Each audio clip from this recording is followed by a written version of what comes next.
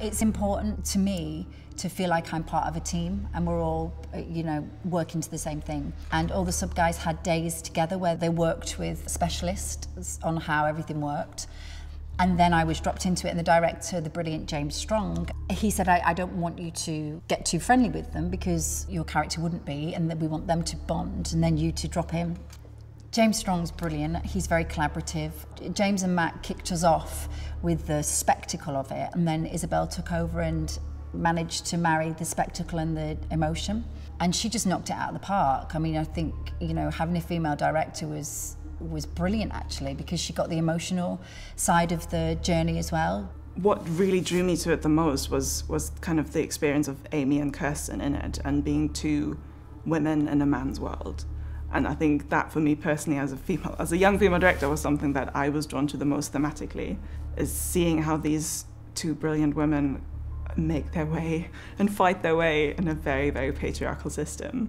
So what I've really tried to do is just give it life as much as possible. And the locations that James Strong on the first block found all lend themselves really well to movement. We've tried to use the camera to sort of stick with the characters at emotional moments and to follow them, to make things feel just a little bit more subjective at times. When I first read it, I was like, oh my God, this sounds amazing. You know, I get to do all these stunts. I forgot that how old I was. Saran was absolutely phenomenal, just throwing herself into all of the things we asked of her. I got whiplash. I put my back out a couple of times. I was covered in bruises. Every time I went home, my husband was like, what the hell have they done to you now? I mean, it was fun, and I watch it and go, oh, she's great. We had Saran on a winch, and she did her own stunt on this, which was incredible. So she's high on a crane, on a winch, being dropped down into the conning tower of the sub. That was fascinating. It looks much better in the show. James even got a stroke of luck when he was out shooting helicopter to helicopter. He went over the loch, and unbelievably, not one but two submarines appeared in the loch, which is quite incredible. Yeah, it was a lucky day.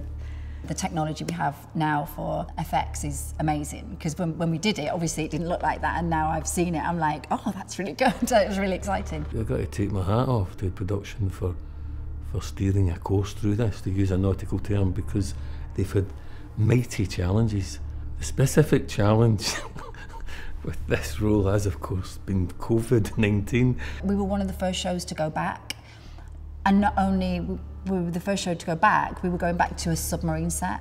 I found that very hard, because we wanted to make the show that we were making, but yet we had to do it in strict COVID regime, in bubbles and with everyone in full PPE. So thank you to the team.